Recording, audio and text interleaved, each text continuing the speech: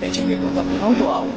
ဒီချင်းနဲ့ပြန်ရောက်ပြီးစပ်နေရကြောက်မှာရှင်းတော့တဲ့ဒီတင်နဲ့အောင်းစပါဘယ်လိုပုံစံမျိုးလေးလဲချင်းအတေအာရတိကနေပြီးဆွဲနေတဲ့တရားနဲ့ချစ်ပြီးနောက်ဝါရှောက်ခဏချက်ပြီးဖြစ်ခဲ့